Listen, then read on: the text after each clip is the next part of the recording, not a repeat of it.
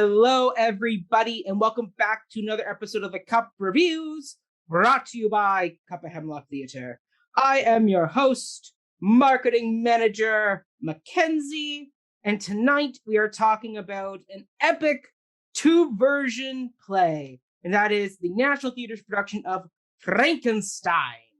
It was a 2011 production, and it was directed by Danny Boyle, the director of Trainspotting and Slumdog Millionaire. And it starred Benedict Cumberbatch, aka Sherlock and Doctor Strange, and Jonny Lee Miller, who also played Sherlock in Elementary. And he's been currently filming his appearance in season 5 of The Crown as Prime Minister John Major. So, two very big actors who rotated the role of the creature and Victor Frankenstein. Now, just a heads up to everybody, this episode does have a trigger warning, as we will be discussing rape, sexual violence, and violence against women, as there is a very climactic scene that involves this situation. So, trigger warning now before we dive into this Frankenstein of a production. All right. So, joining me today, we have two new faces to our panel. So, first off, we have Izzy. Hello, Izzy. Hello. Hello. Welcome aboard. Tell us about yourself. What's in your cup? My name is Izzy. I am currently not at my house. I'm at like a friend's house right now. So I asked her to give me like her kookiest kind of mug, and this is the thing that she gave me. I really like it. I like the colors. Yeah, right. And I have really poorly brewed green tea in it because I kind of like was last minute and I was like, oh my gosh, I need to put something in the cup. It can't just be water. So it's just poorly brewed, but it's fine. I'll still drink it. Love it, love it. And tell us a little bit about your theatrical experiences. Like, how did you come to us, okay. Frankenstein? Like, tell us, like, give us the lowdown on you. We want to know about you. Sure. Okay, so I studied theater in university. That's how I met Ryan. He was my TA at University of Ottawa. I did a joint degree in like English literature and theater theory, I guess, the theory profile. And then I did a arts management course at Centennial. It was like a graduate certificate, and I did that for a year. And then I was like, wow, I'm so excited to start my career in arts management. And then there was a pandemic. But thankfully, I have been able to continue. I currently work at the Toronto Fringe Festival. Just wrapped up my contract as their outreach coordinator for this past festival, I guess. And I'm going to start as their Metcalf intern for executive management starting in September, which is very exciting. I guess I write plays and I produce plays, and that's why I'm in Ottawa right now. I'm usually in Toronto. I'm in Ottawa. This is not a very concise storytelling thing, but you know. It gets the point across. So, yeah. So you said you took like a literature course or programs in Ottawa. So was Frankenstein one of those novels you studied, or had you come to it before studying it in university? I didn't read Frankenstein in school, or if it was assigned, I definitely didn't read it. I actually read it before. I went through this phase of like reading kind of like really old horror stuff, and like it was like on kind of a list. I don't know. I was really big on like active on Tumblr. There was like a master post of like things you need to read, and I was like, I hate this. But then I reread it actually this past week, and I still I like it and I appreciate it. But it's a little infuriating to read. It's a very frustrating book. Frankenstein is not a good protagonist. I just don't love romantic literature. I kind of have like romance. Just romance is like capital R romance, you know? Yeah. Yes. The romantic era. Yes, exactly. Wonderful. Next on our new faces of the panel, we have Jimmy. Hello, Jimmy. Tell us about yourself. What's in your cup? How'd you come to Frankenstein? Did you read it in school? And what is kind of your theatrical experiences? So I did read Frankenstein. Oh, first of all, so this is my cup. There't nothing in it because I drank it, but it was water. I got it because I was part of the Vanier Improv Company at York. So that's kind of part of my theatrical history, I guess. But something was when I was at York, I was actually a business major, who did like theater on the side, did improv. And then after that, I did my master's at U of T in English. So I kind of completely switched to something different. And I first read Frankenstein when I was in grade 6, and it kind of just became like my favorite book. I was just like obsessed with it. I don't have any real answer why. I just thought it was like the coolest thing ever. Yeah, so I think like there's also like a lot of things in it that never get adapted. Like there's this whole subplot about someone in the Middle East being persecuted for being a Christian or something, and it's just like I don't think anyone ever talks about that. The whole Captain Walton storyline is usually always cut. Yeah, but like even that was in like Kenneth Branagh's version, right? But like I don't think the part about the religious tensions or something was like in that movie. No. Anyways, so theatrically, I did theater in high school, did theater at York, mostly improv, although I've also written plays. I met Ryan at the Paprika Festival. And what else? Recently, I haven't been doing that much theater because of the pandemic, but I am still writing stuff. I'm trying to write a novel. I'm like halfway through my first draft. Hopefully it's good. And now I'm here. Well, Jimmy, that's wonderful. I mean, getting to all that stuff with Paprika, and I mean the fact that yes, there's a lot of parts of the book that are not adapted to film. I mean, the Branagh version is widely known as the closest adaptation of the book, but even then, as you said, there's a lot of elements that just aren't translated from novel to whatever screen or medium. So, but we'll get into the adaptations in a bit. And of course, joining me is the wonderful co-producer of all things The Cup, the man who is also our resident dramaturg, guy who finds a lot of great material for us to cover. It is Mr. Ryan Barakovich. Hello, Ryan. Hello, Mac. Always a pleasure. Hello. What is in your cup today, sir? And did you read Frankenstein? So I'll start with my cup. I have my classic The Cup cup. That's Love right. It's got the Cup of Hemlock logo, and I'm drinking orange pekoe tea. Nice. Because British theater demands tea. And yeah, I will say I'm the literary manager of the company, and yet I think I'm the only person on this panel who has not read the novel Frankenstein. So Ryan, it's funny, like, confession time. I was once at a conference at the U-Ottawa English department, and like I'm theater major. I was just talking about plays and stuff, but one person did their paper on Frankenstein, and it was asked at one point, everyone in the audience has read Frankenstein, right? Kind of as like a joke. And nobody like raised their hand that they didn't. And I didn't want to be the only one raising the hand, so I kept my hand down too. So I lied to everyone in that room.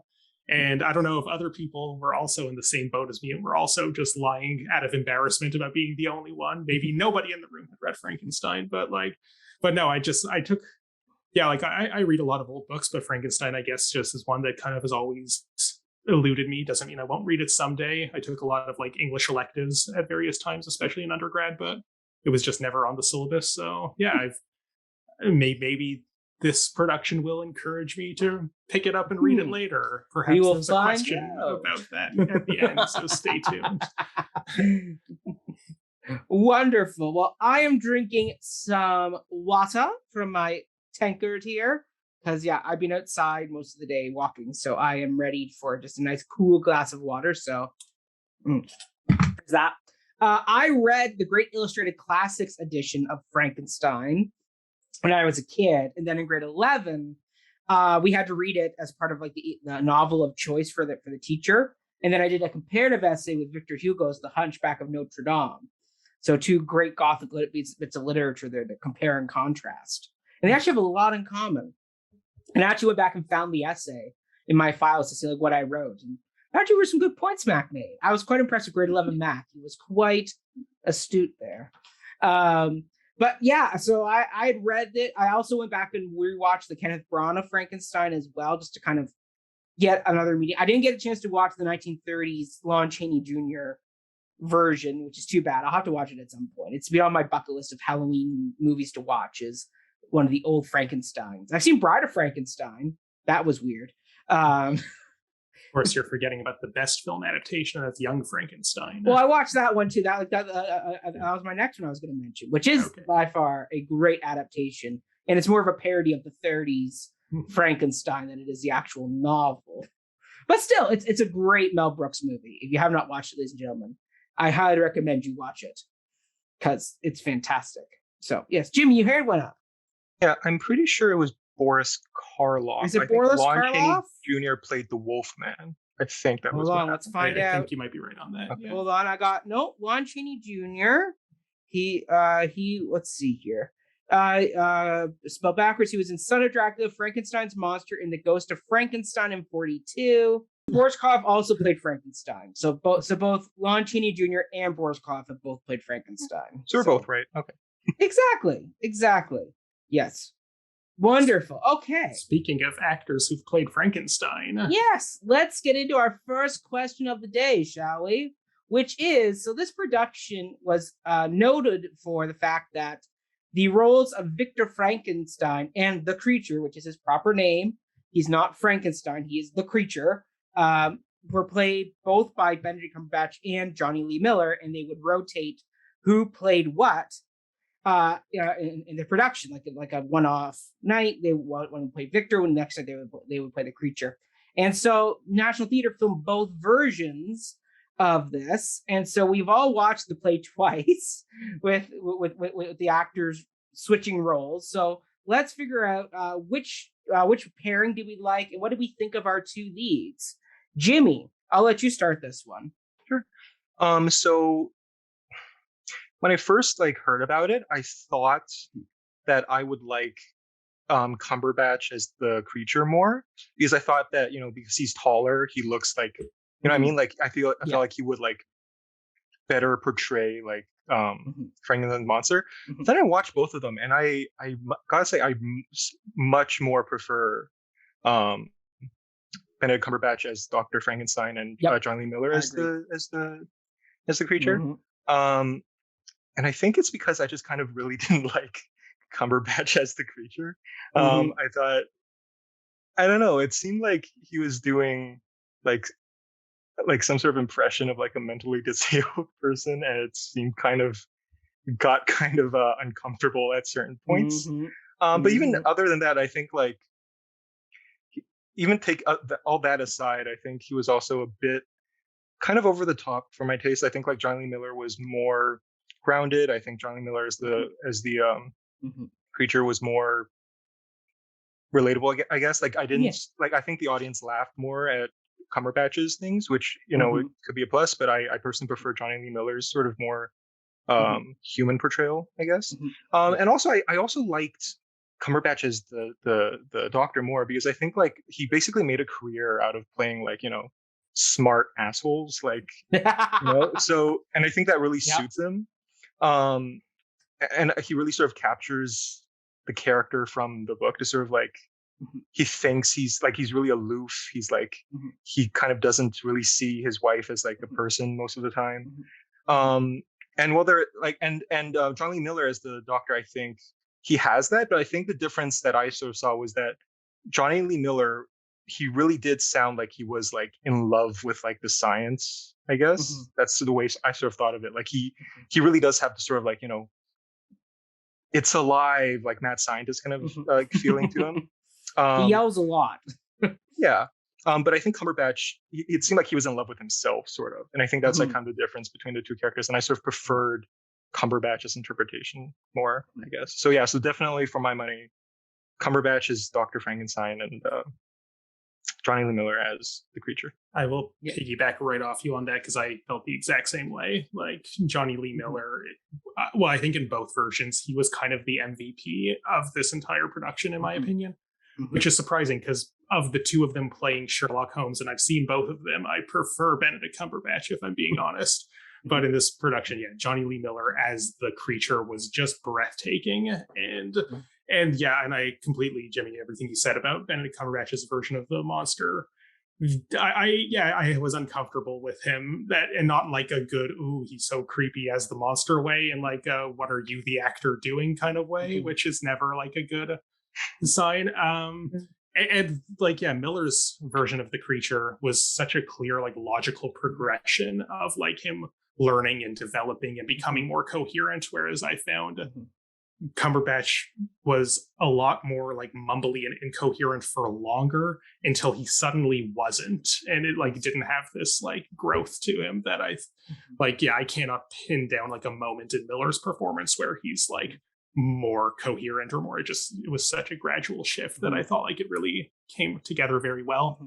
And yeah, I think if I have to pick a favorite Victor, like, I think they were both very strong in it, but I do think Cumberbatch, like you said, Jimmy, he's, it's not just Sherlock Holmes, it's Julian Assange, it's what's Dr. his name? Strange. Yeah, Doctor Strange. What's his name? Alan Turing from the Imitation Game. Like this is just, I was kind of hoping I would like him more as the creature, because that actually feels like out of type for him, and I was hoping he would like blow me away with that, but he was just most strong when he was just playing the asshole smart guy, as you so affectionately put it. And I think that's where his talents are served best.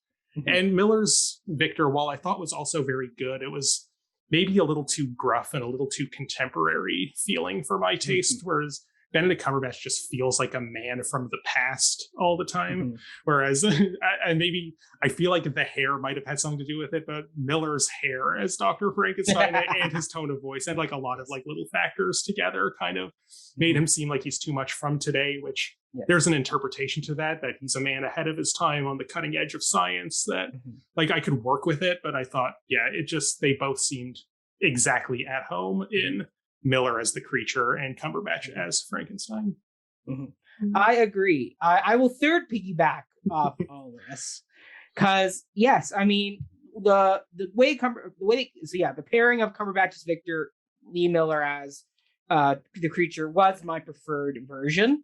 Cumberbatch as Victor, he played Victor with the ego and snideness that you kind of read in the book as someone who's playing God and is okay with it until it all goes wrong. But then also Cumberbatch has some great moments of quiet where he was able to drop in and truly connect with Elizabeth, and really have some good reflection moments on what he's done, and kind of have that debate within himself.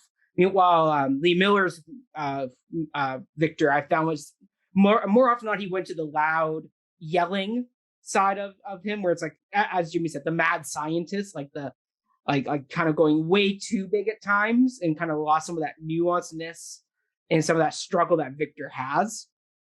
And then vice versa, I found Cumberbatch's creature lacked the good balance that Lee Miller's had between monster and man. Like, Lee Miller does such a great job of contrasting like the struggle that the creature has between I'm a man, but I'm also being perceived as a monster, so I will become the monster you all have labeled me as in society. And so like I found Lee Miller did a lot more better at that struggle. I found Cumberbatch's monster was much more of the refined monster who, as Ryan said, very quickly snaps to proper English gentleman monster after drooling for about 20 minutes in the opening. And then I also found like Lee Miller was just, when he went to the monster level, he was way more brutal with what he does, which is one of my notes about the rape scene at the end. I found that scene was way more brutal, and just the way he snaps Elizabeth's neck afterwards, if it was way better paced. I found that Cumberbatch, it looked like he was doing a stage snap where it's like, no, and she falls and there's a sound effect. Like Miller followed through with that snap of the neck and just the physicality that it took to do that type of action. And he was so much more aggressive when he wanted to be. It was scary at times when you watched the monster or the creature by Lee Miller lash out. There was way more fear, or way more better, like palpable fear from the audience in that one. And also when he jumps out of the bed at Elizabeth, I found Lee Miller's version actually did make me jump because I was like, oh, like his physicality there was just so scary the way he just gets right out of bed. It was very terrifying. It was well done. So both of them did a great job, but I will third the thing of Victor as Cumberbatch and the creature as Lee Miller. Izzy, are you going to be a fourth on this, or are you going to go the other direction? I feel very validated in my choice right now. I was actually really worried that I had like a bias for it because I watched this version first with Cumberbatch as Victor Frankenstein and Lee Miller as the creature. And then the second time I was like, I wasn't feeling it. Like I had had a long day and I was like, I don't really want to watch this, but I have to do it because I have to like see the difference of like like it was important to me to do it, right? I kept like falling asleep through it, and I was like, I don't know if it's just because I didn't find it as engaging, but I think a lot of like the notes that I had taken were very, very similar to things that have already been said, especially the thing that Ryan said about I think that Lee Miller had more of like a gentle curve to his like learning that was more believable, and like whereas I did feel like Cumberbatch did like kind of snap back and forth a little bit, and it was like I don't know. I didn't see the growth as much. I didn't believe it. I didn't buy into it. But one thing that I will say is I also, before I watched either one, when I was like asked if this is something I'd be interested in doing, I like Googled it, like most people do, I suppose. And I went to, there's like an interview that was on YouTube about like their physicality and who they based their physicality off of. And I guess Lee Miller had just had like a daughter who was learning to walk, and that's why I think like I found his performance so like innocent at first. Like that first scene where he with like the music and like the grass and the rain, I think is probably the most I don't know, like the most true like on stage version of like what romanticism is as like a concept. And I never thought that I would really like see them be like, wow, I feel this like with you. But yeah, I guess yeah. And yeah, Cumberbatch like is just such a great asshole. Like I fully picked that version because like I want him to be cute during the time that I'm watching him, you know, the first time. I don't want him to be like all gross and stuff. So I think, Izzy, you've actually raised a good point that I was sort of thinking about, like as I was formulating my response, that whichever one you see first is going to shape the way you perceive the second one. And I too watched Miller as the creature first. And me too. Yeah. No, I watched Cumberbatch as the creature first. Okay, interesting. But yeah, and so it's okay. I'm glad that we didn't all watch Miller first and pick Miller as our favorite creature, because I do think, yeah, like I was really wondering as I was watching the second version, slightly disappointed, like would I have been more impressed by this if I had watched it first? But no, Jimmy, it's good to know that you can attest to the alternative perspective. And yeah. I do agree with Izzy that I was dozing off watching the Cumberbatch creature version. Like I found my head doing the bit of the rubberneck of, oh, okay, particularly towards the end, which is the most thrilling part. I was like, all right, this is taking a while here. I will say to your point, Mac, though, about the popping out of the bed effect. Yeah. I don't think that's an actor fault here. I think it's just, you can only be surprised by that once. And it was truly very surprising the first time watching it. But then, I knew it was coming the second time. It was actually like staring at the bed, waiting to see, could I see a bubble of like underneath the sheets? But yeah.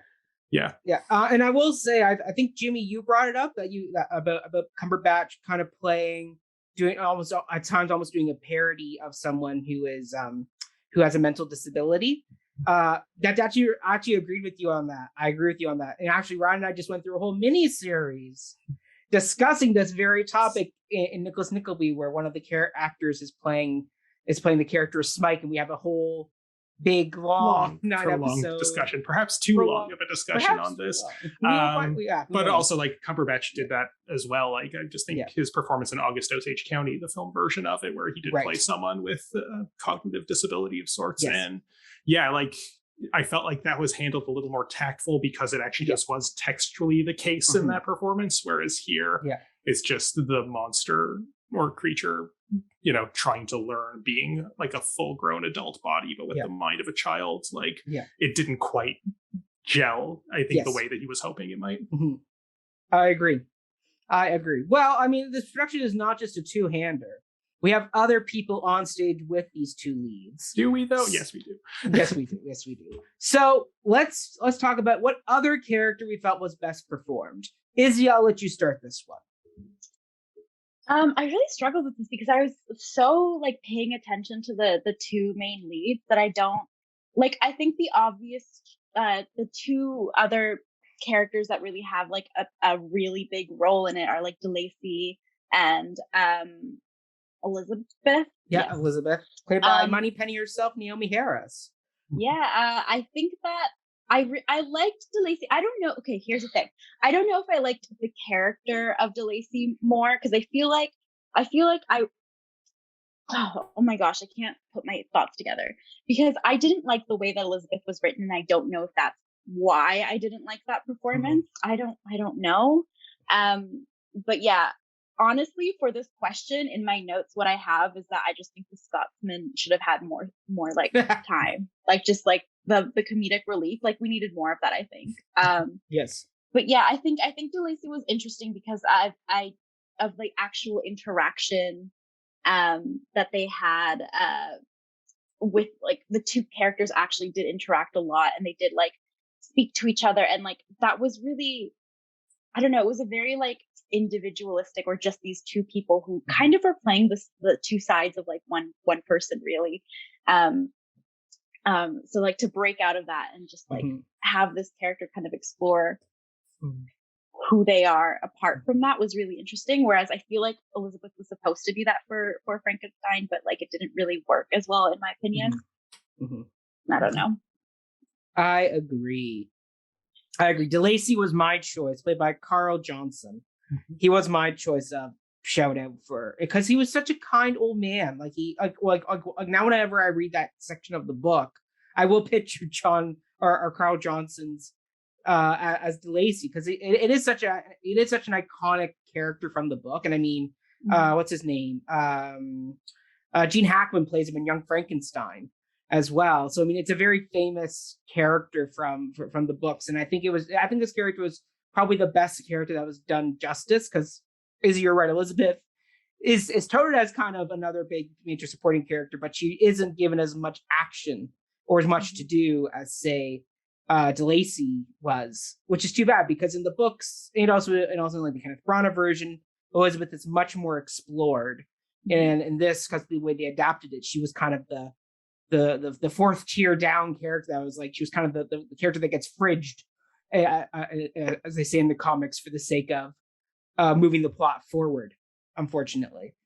Yeah. But yeah, DeLacy was great. Like, when he dies because of the creature burning the house down, and you see that actor choking on the smoke with just the red light on him, it's heartbreaking, because he is such a kind old man who and the fact that he acknowledges that he was wrong in his assumption about his son. And we all bought into, even though we all know it's not going to go well, but we're all kind of like, but he's such a kind old man. Of course his son is going to be welcoming and kind, because they're family. Like clearly you must learn that from the father. No, the son was horrible in the end.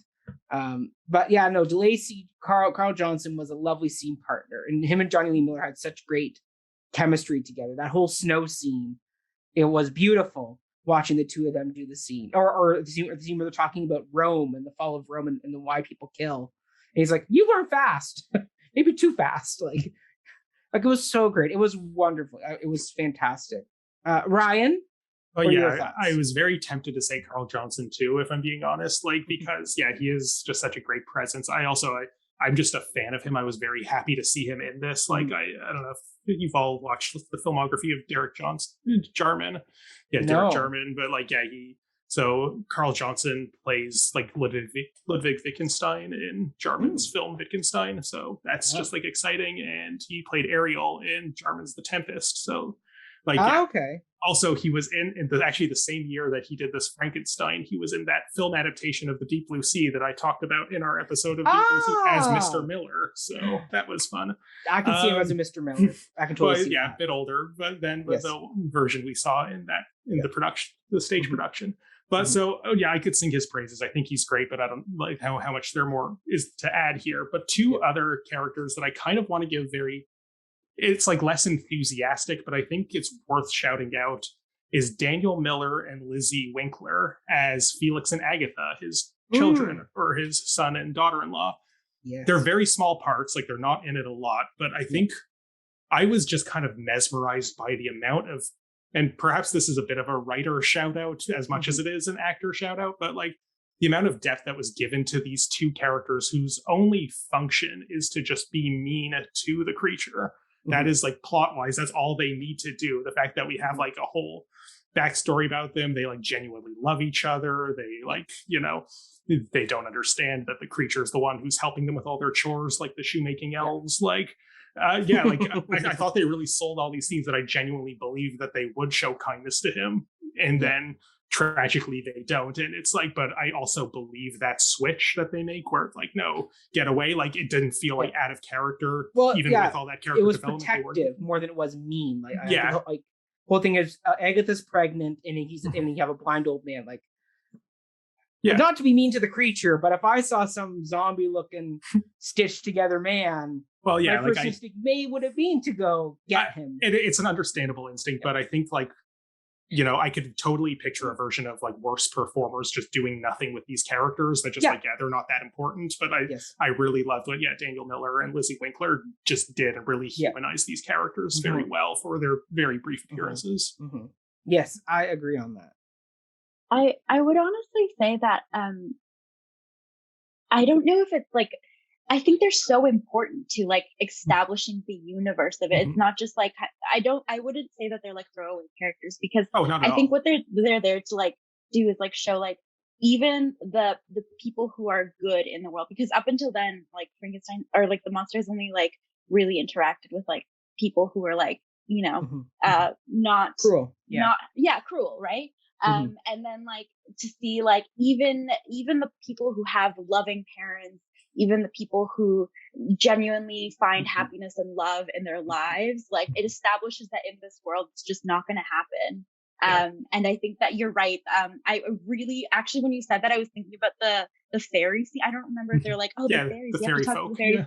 I actually like, it was so cute. I really loved it. Yeah, and you can see the creature in the background, like almost waving at them, like, look at me over here. But like, like they really sold it. And you're absolutely right. These aren't throwaway characters, but I could totally picture an alternative version where lesser actors would have treated them as such. And I'm glad that these two really like committed to it. Jimmy, who's your shout out? So speaking of like characters who only get like one thing, I want to give a shout out to someone who might be underappreciated, but Andrea Padurariu, who plays the female creature. I thought, and also I'm not sure because I didn't actually check, but does she also play the dancing girl in the creature's dream? I'm not sure. I would assume. In order of speaking appearance. I was kind of operating under the assumption that she was, just because like that's basically the same character. Like As far as the cast goes, it is the same. So I thought that, you know, even though she wasn't on stage and she didn't have any lines, she was so creepy as like the sort of like walking half finished female creature. And every time I watch, like the two times I watched the scene where like Victor is like touching her suggestively, and a lot of it, you know, goes to like the makeup, like the people behind the makeup and costuming and stuff, but like the way she sort of like Victor turns her and she sort of turns with, like, it gives me chills every time. It makes me want to throw up. And I think that it really sort of encapsulates how both these men sort of view women, I guess. And I thought that was like, I really wanted to like just give some appreciation to her for like being able to portray such a very specific thing for like, I guess like one scene, I guess. But and maybe the other one if she was the dancer in the creature's dreams. Well said, everybody. All right, let's get into what was our favorite production or design element. Ryan, I will let you start this one. Like, I feel like there's an obvious MVP of the production side of this, and that's the lighting. Like, the lighting is just beautiful. And like that grid of individual light bulbs.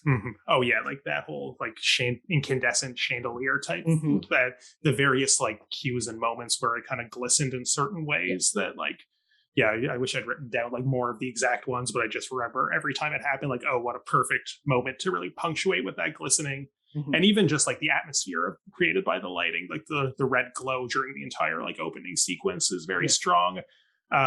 One thing that I thought was like very just visually striking is the scene on the dock when the creature meets little William. And like it is mostly through just the lighting effects that we actually feel like they're on a lake, just through like the way that the lighting was positioned and like shining downward, even though they're just on the floor of the stage. It's just so much of the atmosphere work through fog and lighting was just really well done in this entire production. Yeah, absolutely. Izzy? Well, yeah, obviously it was the lighting, and I knew that everyone else was going to talk about lighting, so I was like, I have to think about other things. I really like the sound design. I think that from what I read, I believe that it was scored like it was original music. And I think that that's really cool. But specifically, everything that happened in that scene that I mentioned earlier, where the creature's experiencing nature for the first time, and like the grass and the rain, that is like, so I don't know. I just loved it so much. I think it was like the standout scene for me in the whole performance, really, in the whole production. And I was like, yes, this is what you should be using your big budget for. This is exactly what you need to be using that big budget for. And I'm so glad that you did it. But yeah, I think there was something. I expected there like the music to be like more traditional, I guess. I don't know. I was expecting it to be very like traditional theater music, and then it just wasn't, and it was almost like operatic at times, and I really loved it. I thought it those, especially because you have so many like especially near the beginning, like non-verbal scenes or like not heavily focusing on like a dialogue or anything like that. It's just like trying to convey that experience, and it felt very like cinematic, which makes sense because the director also does like film and stuff. So, but yeah, I really like the sound design, and I really like that they got like rain on stage and stuff. And I was like, yes, please keep doing that. Yes, absolutely. Jimmy, what's your shout out? I would like to give props to the big train engine that shows up in like I think the second scene. Because it does such a great job. Never again. The random steampunk scene. Yeah, but like I feel like it does a really good job of like it pulls its weight by like immediately like just establishing the setting, like the time period, like it's the Industrial Revolution. And it sort of like ties into the themes of like, you know, science and technology and you know, humans' capacity to like create and destroy as well. And I really like how you kind of like, even though it's only in there for one scene, really like the whole play is just about that one sort of image of like a giant, like there's a person being born, and then a giant like train, like a giant mechanical unstopping force full of people just like tears through and like into his life. It's sort of like the experience of just being born, like you're sort of thrown into this machine that is society full of people who are trying to hurt you. So that's I like the train. I liked the train. I thought it was like visually very interesting, but to me it's like you know, just as he said, yes, the rain is like, that's the thing you should be spending your big budget on. To me, I'm like, is the train like worth spending? Are you just flaunting your wealth, National Theater? We will get into the train. I have thoughts on. You have thoughts for a future question about the interesting. Yes. Okay, I was just treating it as an aside here, but we'll save the discussion. Yeah, we'll save that.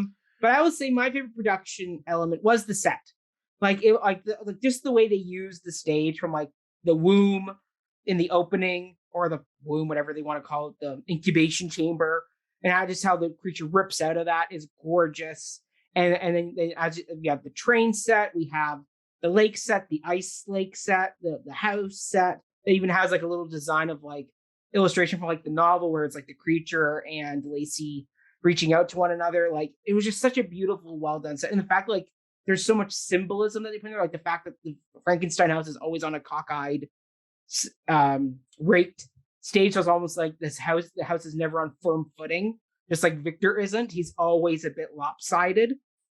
Everything's crooked, everything's askew. The lake, well, obviously, is like you're bouncing over the precipice. You could fall into the darkness of the lake at any moment. Like the creature's at a crossroads, because there's literally a crossroads on the lake to make a choice of kill the boy or don't. Like and then just the way like the lighting was used to burn the house down with just a red light, and the fact you got silhouettes of people inside, like it was just such a great use of set. And as Izzy, you said, it's very cinematic, that set was, and just watching like the tracks get lowered down from the ceiling, just the way that chandelier reconfigured itself all the time with the new lighting was just stunning. Like it was just visually an overload of riches that you could do with that set. And the fact that, like, as Jim, you pointed out, the train tracks, like in the train are just barreling along. So the fact that the creature's always coming back to the train tracks, that like the grass comes up through the train tracks, the train comes on the train tracks, the bridge is made up of the train tracks. Like it's all about chucking down this road to the and even in the end, it's like the fact the set turns so it goes back on the tracks again, so the creature and Frankenstein can walk off together down these tracks to their like inevitable doom with one another. It's wonderful. It's lots of symbolism was used in that set. You could tell the director was doing more than just doing like the basics for a set. Like he actually gave a great deal of thought to how he wanted that set to represent the world that he was doing with the story. So thumbs up to you, who in the set designer was Mark Tinsley. So good job to you, Mark. All right. Now we get to what was the weakest part of the production. I will start this one. And for me, it was the first 20 minutes or so. It's the birth of the creature, the train, the fireside stew, the saving of the prostitute scene. It all just took a little bit too long. I think it could have shaved about 5 minutes of that, like watching Jonny Lee Miller run around in a circle a few too many times and drooling and babbling, trying to talk, was like, okay, I get the point of what we're trying to go here. We can speed this up a little bit. Like watching the first 10 minutes, it actually had me worried of like, is this the production I'm going to be stuck watching? Like this movement theater creature exploration piece. But then we got into the actual story of what the actual back to the novel part of Frankenstein. I was like, okay, all right, okay. And then actually, once we got to the house and the DeLacy stuff, then the story actually picked up and actually had a really good pace all the way till the end. But it was that first 20 minutes where I was like, we can probably cut down on a bit of this. Like just like, for example, like Les Mis, when it originally opened all those years ago, when Valjean leaves prison, he had a scene where he worked in the field. He had a scene where he was turned away from the inn. He had another scene where he was beat up in the street. And then he gets to the bishop. Now, after 30 plus years on stage, they've reduced it down to like the scene in the field and he meets the bishop. Like they figured out a way to kind of get the message across while still keeping it condensed. Because basically the prostitute scene, the steampunk scene, the stew fireside scene, they all kind of doing the same thing of he's learning the world, he's treated badly. Let's move forward here. So for me, I was like, I'll push back against this a little bit. All right, Ryan. Let's do it. I'm not saying it couldn't be trimmed a bit, but I think the frustration that you're expressing with it, I think is quite literally the point. So, and I feel like flashback to our Amadeus episode where you missed the point of that one too. I did not. I've talked to other people. They've agreed with me that what's his name as Amadeus was very annoying. Yes, and very agreed. He's annoying, and that's the point. And he was anyway, one note the entire time. We're not relitigating Amadeus, but I think like if the big sort of dramaturgical conceit, or one of the big dramaturgical conceits of this production or this adaptation, is that we are viewing the story from the creature's perspective as opposed to from Victor's. I think we need to start like in the egg with him and like really feel that frustration of it's taking a long time to just get up off the ground and there's nobody there to teach him, to help him, and to, develop language and try and fail and really get beaten around. I think condensing it could be fine, and we would have it would have worked, but I like. I'm not saying cut it entirely. Like just shave a few minutes off each section. Yeah, but couple minutes here, a couple minutes there. I don't think it really makes much of a difference. I think spending the time with him, and that thought that you said you had about like, oh my God, is this the whole production? I thought that too, and I think it's great. Not because I want to see a whole production of a very lanky man flailing on the floor for a long time, but because I think you have to think that so you can be satisfied when we switch into the actual like main thrust of the story. Whereas if if it's just like breezes by in like 5 minutes, you don't really have that like, oh my God. No, like 15 minutes is fine. God. Yeah, 15 minutes is 15 versus 20. But again, 5 minutes are very crucial. Very crucial 5 minutes. Yeah, like it's Well, again, the a show's couple 2 minutes here, hours. couple of minutes here, a couple minutes there. I don't really think it makes much of a difference. And like, I had It another thought pacing. about it that like now I believe I've lost, but will come back to me if I think of it again. But like, like, for example, like if you look at the run times of like Cumberbatch as creature versus Lee Miller as the creature, Lee Miller is actually about 5 minutes shorter than the Cumberbatch, and I noticed it because I was like, okay, Lee Miller's getting to some of these big emotional plot points faster, like the whole rain and the grass scene. Lee Miller actually got to the book in the whole discovery of that moment, which is the most beautiful, as you said, the most beautiful kind of capturing of what Mary Shelley describes in the book moment, much faster. He hit those marks a lot faster. Cumberbatch is also just slower on his line deliveries. So that there's too. that. And if we're talking like total runtime, I don't think that helped. But yeah, exactly. But I'm like, yeah, like just finding those moments and just like, and once that just comes down to a direction and just kind of like working with the actor to go, how long do we actually need to watch you run around in a circle for versus can we cut a few minutes off here? Can we cut a few minutes off there just to, or like, can we cut one of the moments? Like, do we need the process scene and the scene with the rabbit by the fire? I will agree that the scene with Gretel, the sex worker, I think we probably could have done away with because like it is, it's a bad trope of just, oh, thank you for saving me from this rapey man. Now I'll sleep with you. Like we don't need that. Like exactly. But this is like 10 years old, this production. I hope like maybe another pass at it today would maybe, realize I would cut it. Give more scenes to Elizabeth. Yeah, so or just change your character a bit. Yeah, change your character a bit. Like we could do more with her, but like I would agree that wasn't handled well. But I don't think that's a ding against the entire opening sequence. Well, once again, it's just finding the right balance, and I mean, like for what it was 20 minutes. Like once we got into the run of it, I was okay. It was that first 20 minutes when I watched the first version of it with Lee Miller as the creature. I was doing oh no. See, I'm not even getting moving pieces to begin with. I've had a long history of them with devised theater. But it's actually funny because even though Cumberbatch's probably was longer, to me, watching it second, it breezed by a lot quicker because I knew where it was going and like, that there was an end to it. And I think that's just kind of the, the case with watching anything twice that will always breeze by a little faster the second time. Fair point. Ryan, what was your part of the production that you felt was the weakest? Well, it was something else. Okay. It was, I'm trying to think of a diplomatic way to say this. Oh boy. It was the writing, but not as a whole, because I think this is a very strong adaptation. And I do like hats off to Nick Deere for writing something very like interesting and engaging here. But there were just a few, and really just a few, but a few lines that kind of like really jarred me at just how on the nose they were about like taking things that should be subtext and making them just text.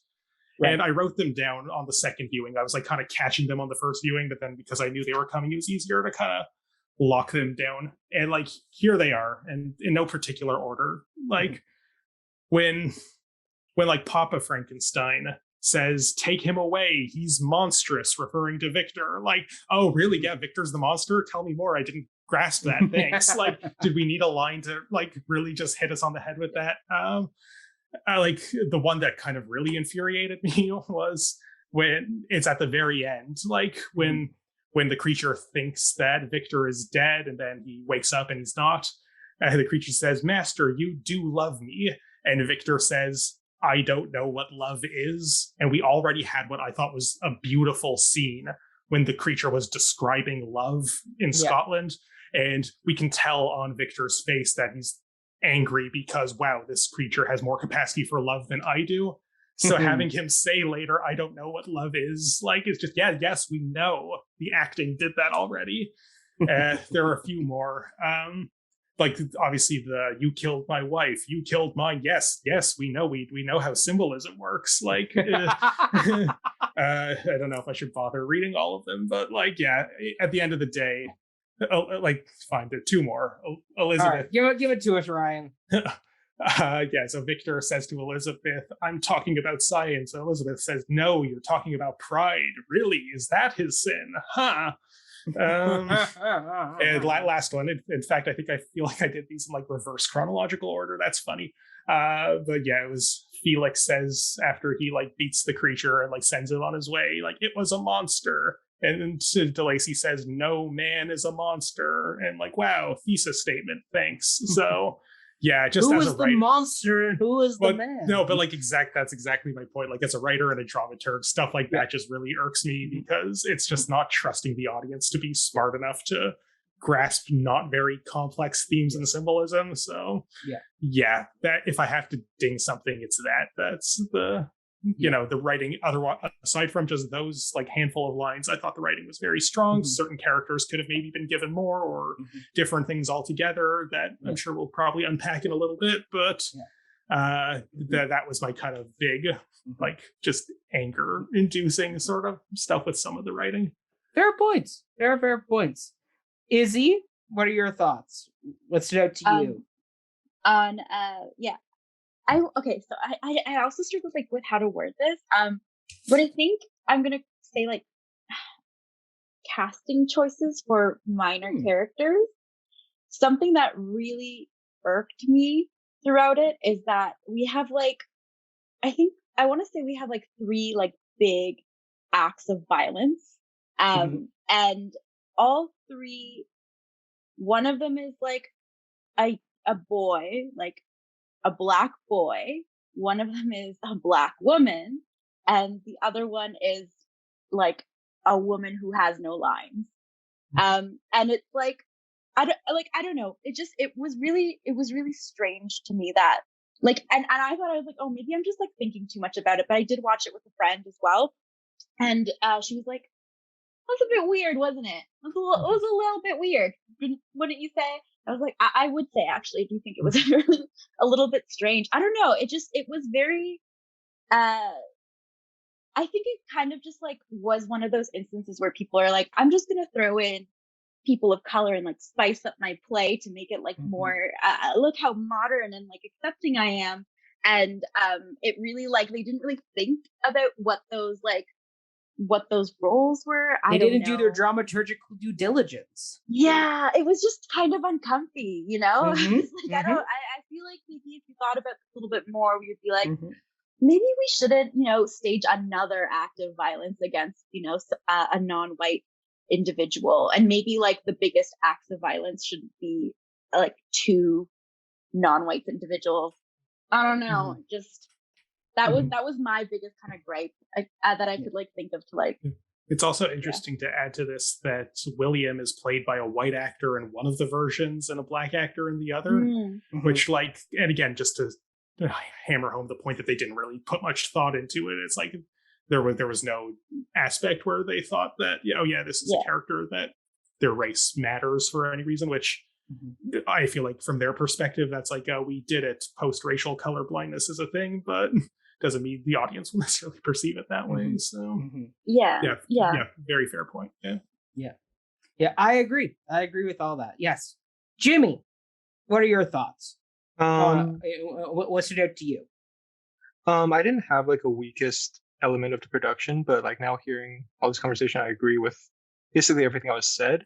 I did want to add one more line to Ryan's list. Yeah, it was at the very end when Victor says, "I desire you," to the creature, because it's like Frankenstein has always had like homoerotic like readings, like homoerotic subtext.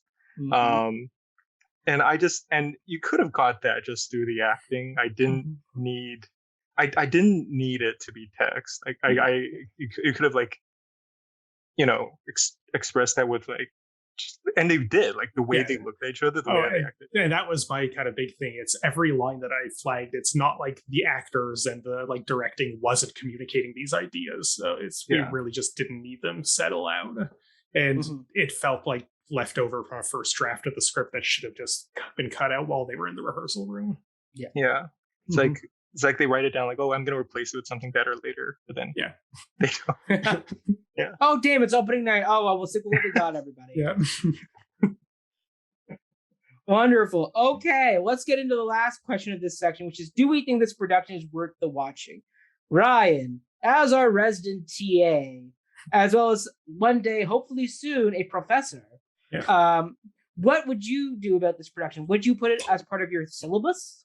So if let's just say I'm the professor and I'm designing the syllabus, this like isn't like a big important production. It was like a big deal in 2011, but like this, it's a far cry from the dramatic canon. Like, and I would you put it in like an adaptation? Yes, that's exactly class? what I was going to say. That if I was teaching a course in adaptation theory is one of my specialties, so that's the kind of thing I might teach a special topics course on someday.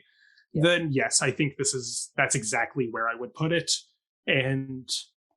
But honestly, if it wasn't for the casting gimmick, which we'll talk about soon, I don't like. It's a good adaptation. It's very strong, aside from some of the stuff we've discussed. But I don't know if it's like such a blow your doors off amazing adaptation that is like, oh, this is a pinnacle of theatrical adaptation that needs to be discussed in this context. But because it has this interesting casting configuration that like tips it over into, okay, we can have cool discussions about this, as we will in a moment. But so I could definitely see it like on an adaptation theory type syllabus.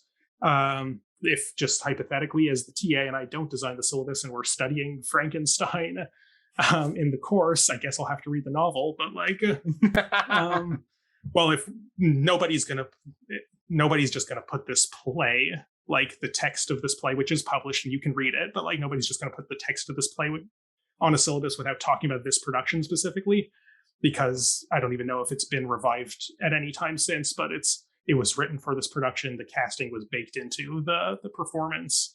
Like Danny Boyle was like developing it with Nick Deere like together for like over a decade. So it was never like, it's not like when we ask this question about a Shakespeare production and like, does it hit the mark as would you show this version as opposed to that version? Like if you're studying this Frankenstein, of course, you're going to look at this production. If I was like just in an English class and I have read the novel and I just say, hey, students, I saw this interesting Frankenstein thing. Yeah, I would say that it is pretty interesting. And I would encourage students to seek out adaptations of the various works. But I don't think I don't think it's like a necessary as like a companion to the novel. It's just like it is quite straightforward as I understand it. Like obviously big things have been changed from the book, as again we'll talk about later. But and you will all have more to say about that than I will. But I don't know how much after if you read the book, how much you really now need to see this to get like a whole new perspective on the piece.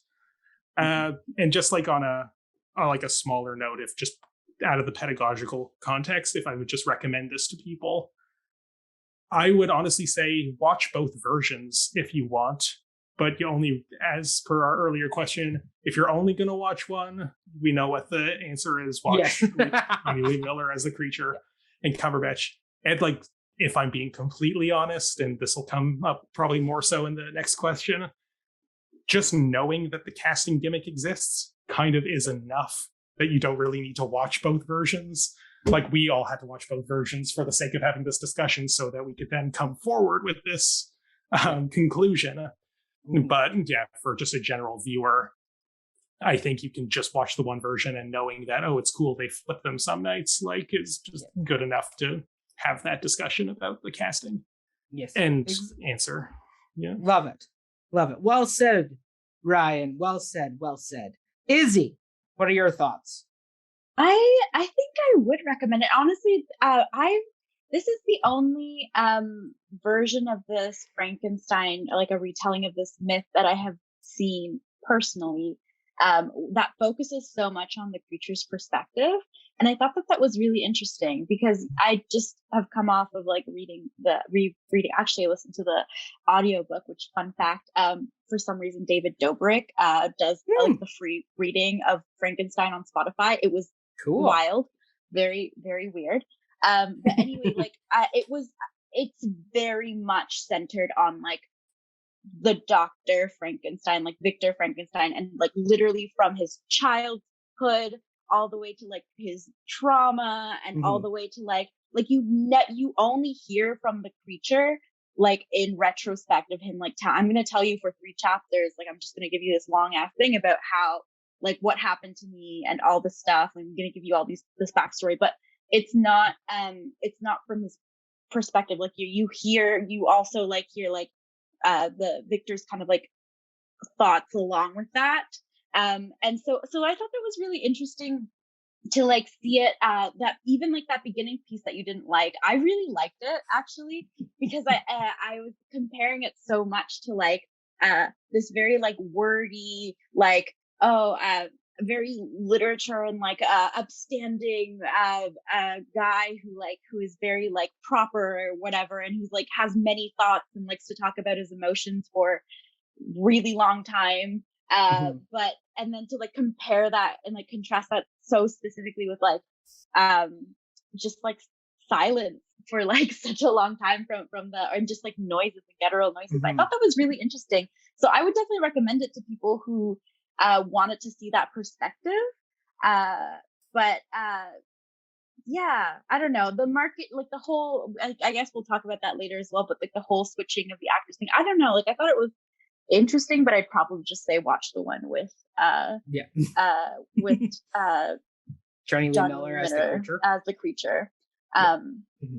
But yeah, and I thought it was interesting that they took that different point of view and like focus on this character's development versus what traditionally is like, oh, we're going to focus on like the folly of man and blah blah blah. Like I thought it was interesting to have that other perspective. Jimmy, as someone whose favorite book was Frankenstein at one point, did this live up to expectations? Would you recommend it to other people? So I think I would recommend it as a companion piece. Because as Izzy said, it really shows like the other side of the Frankenstein book, where the Frankenstein book is so much from the perspective of Victor, and I think it really complements the novel. As itself, I don't like. It's not like I wouldn't.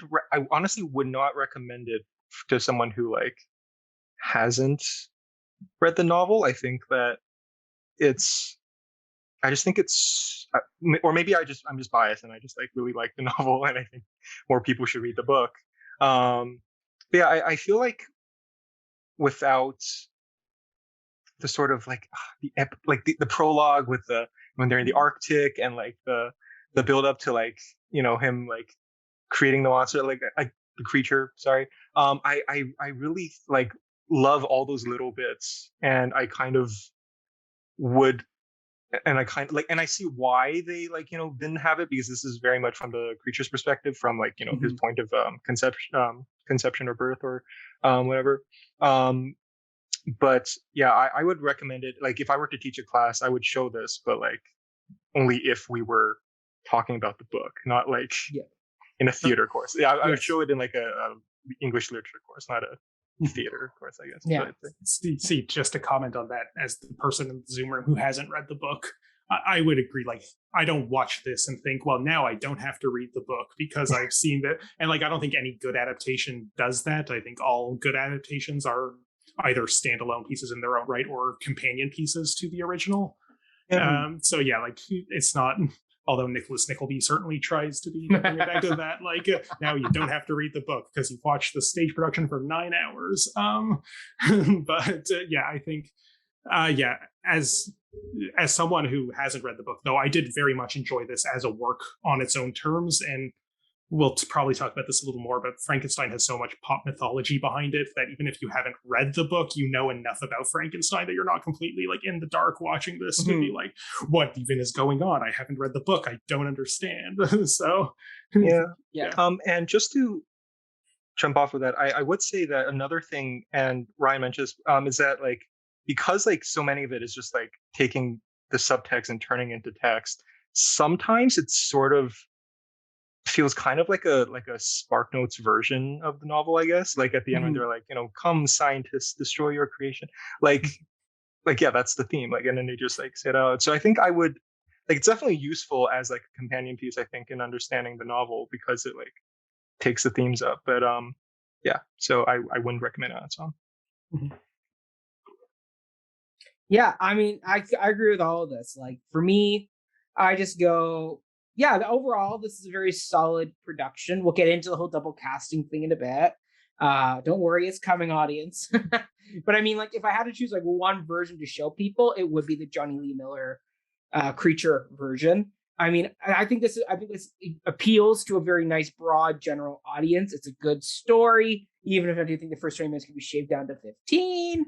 But I mean, like overall, it's a solid adaptation, and we'll get into more of this adaptation in a bit.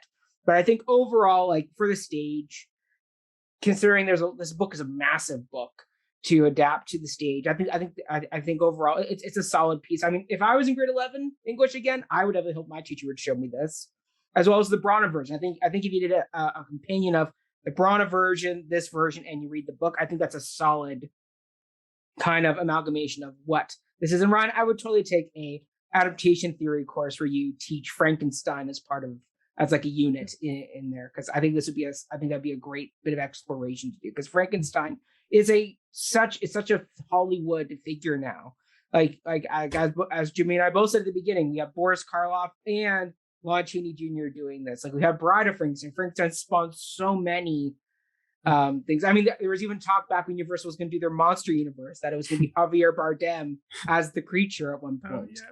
R.I.P. that franchise. Yeah, but like this is a story that just deserves to be told and retold, because it's right up there with Jurassic Park in the whole sense of man plays God and what happens when man plays God.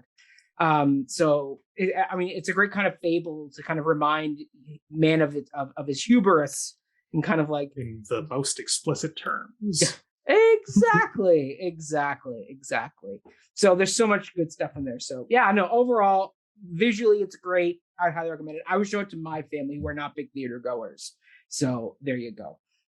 All right, let's get into the next question, which is now more of a text-based question. Well, this one kind of is a bridge between the two sections, but is there a thematic reason for double casting Victor and the monster in this production? Or was this simply a marketing gimmick? Izzy, I'll let you start this one. It's probably both. But I don't know.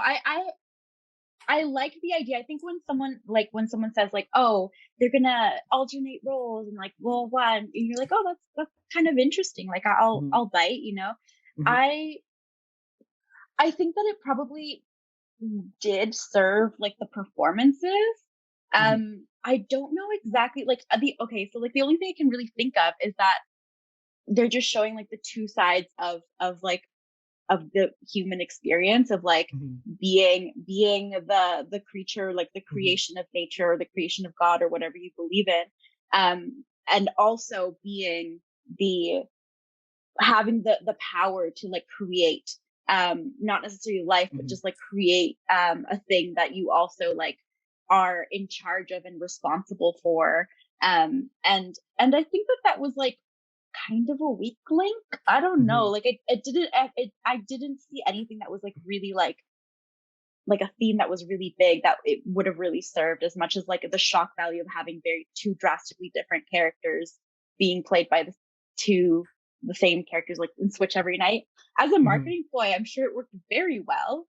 And I also really like that it's something that you don't see that in any other any other medium. Like you can only really do that in live theater. And I think that it's not a bad thing that they use that as a gimmick. If it was just a gimmick, I think that it's interesting. It's interesting to see different perspectives on like the same characters. And yeah, I mean, I'm for it. I think it was really cool. Was it super, super strong? Maybe there's like another show that could have done it better. I don't know, but overall, I thought it was interesting, and I think that for the actors, it must have been really, really like hard, but also probably really rewarding. Yeah, Jimmy, what are your thoughts on all this? Yeah, I think one of the benefits of having them like cross-casted, or I don't know if that's the term, but is that it's kind of forces people to not call the creature Frankenstein, because like that just makes it even more confusing. Like I know like it's not a big deal, but like I don't know, I just yeah, like just for clarity's sake, I think it sort of helps with that. But yeah, I do think that like we wouldn't be talking about this play today, I think, if the cross casting or the what's called the double casting element wasn't there. And I guess you could make an argument that sort of like thematically, it sort of trying to blur the line between the creature and Victor Frankenstein. But to be honest, I was never really interested in that sort of like line of like thinking about Frankenstein, thinking about the novel. I've always seen them as two very distinct characters, which is probably one of the reasons why like I don't like it when people call the creature Frankenstein, because I see them as two like very different personalities. Yeah. But like it's like people say like like, oh, you have to realize that Frankenstein was the monster because of like metaphorically, but like yeah, we get it. Yeah, it's very obvious. Shelley was not subtle on that point. Yeah. But yeah, like I guess there is like a thematic purpose, I think. It's just not one that I agree with or am interested in exploring. Yeah, no, I agree with all of that. I mean, it's funny you brought up the whole note about like that whole concept of the creator created motif and like who created who, the man and the monster. I think that's the only reason why you'd ever do that type of cross casting. But like, I think they have like one scene on the ice where they kind of get into that topic, but then it's kind of ignored after that. It's not delved further into. It's kind of like, okay, like I think this is definitely more of a National Theatre marketing gimmick than it was an actual like main element of the production. Because it's not even like they did much with it on like they didn't do anything where it's like the creature and Victor are share equal like stage time. Like it's very clear like Victor comes in at the end of this. It's kind of in the last third of the play. The first 2/3 are really more about the creature than they are about Victor. And I mean the fact they cut all of Victor's lead up to the creation of the monster, which takes a lot of time in the book. Like the anticipation of when is this creature going to show up is big in the novel. In fact, they kind of cut all that just for the story of the creature, who really is the main character in this. Victor is very much more a supporting role, I would say, in this version of the story. So I think this is more of a very clever applause to you, National Theatre, for getting people to pay more money to come see your show marketing gimmick. Because I mean, I guarantee you I don't know, I have to redo research on how they sold this, but I guarantee you there was a value pack where you could buy 2 tickets for one or like 2 tickets for the half for your second to come see this rotating performance.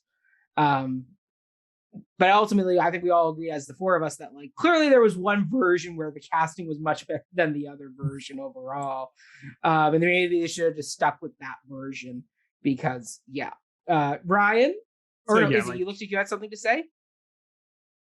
I was just gonna say, I don't think that because it's a gimmick, it means that it was bad or they shouldn't have done it. No. Like, yeah. I know that that's not what you meant or anything, but I just think that like they saw an opportunity and they took it and they were like, Yeah.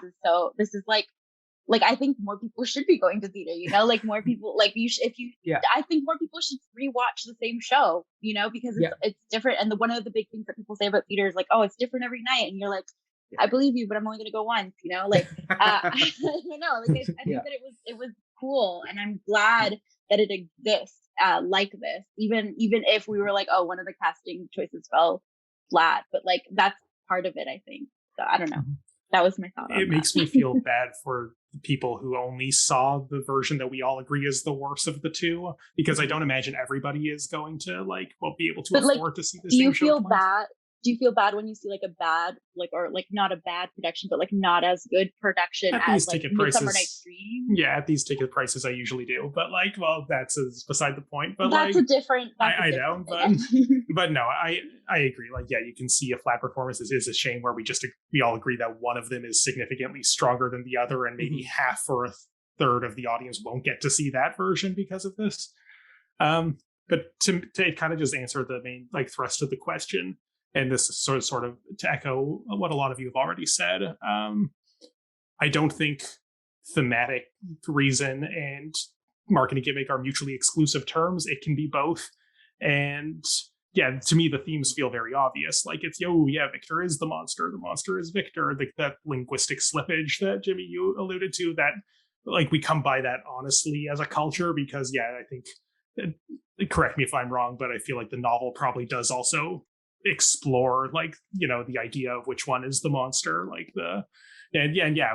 it's feels very hammered hammered home in this, and because I think most people are aware, even if they call the creature Frankenstein, I think most people are aware of the fact that that's not the case. Like it's Hollywood kind of did that in for us. Well, like there's the Facebook quote that you've probably seen of like, knowledge is knowing that Frankenstein isn't the monster, wisdom is knowing that he is, ha ha ha. Like so like I think the thematic reason is just a little too obvious to even question here. And the marketing gimmick is obviously the case because many people will pay to see it twice. We are in the fortunate position where one subscription to NTatHome allows us to just watch both versions at the same cost. But for the original theater going audience, some kind of package deal where that would have been more so than the original ticket probably would have been the case.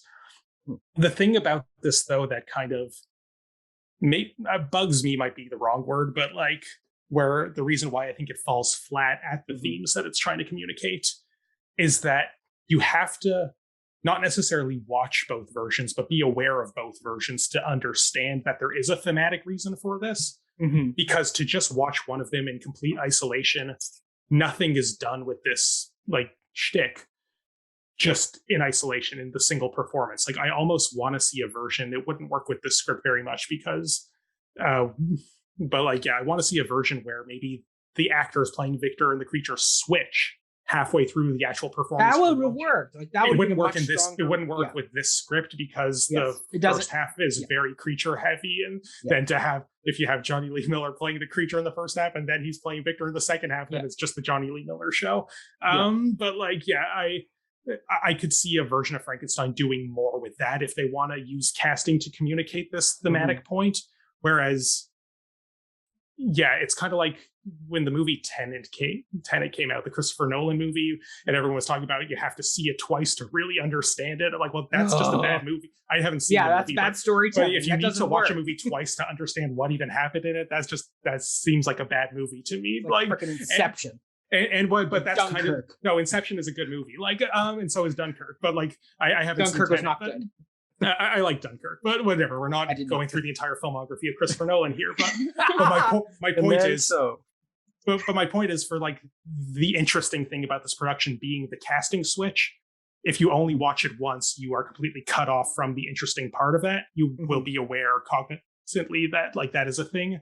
And maybe that's enough, as I kind of alluded to in a previous question. But having to watch it twice to really understand and appreciate the thing they're doing, just it is gimmicky, like to me, and that's and I agree with Izzy's point that like it doesn't have to be a bad thing, and like I want people to see more theater and see theater twice, but it to me it just it's maybe like the worst side of like that kind of applying capitalist market logic to theater that like I'm not necessarily fond of, but I love that now that it's online and on the service that people can watch it for a single cost, and let's do more of that. Like exactly.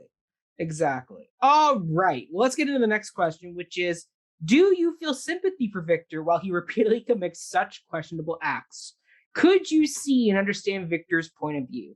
Jimmy, as our most literary savvy member of the group here, who's done a lot of Izzy's pretty literary savvy too. Like you are the most fond of this novel, perhaps. Exactly.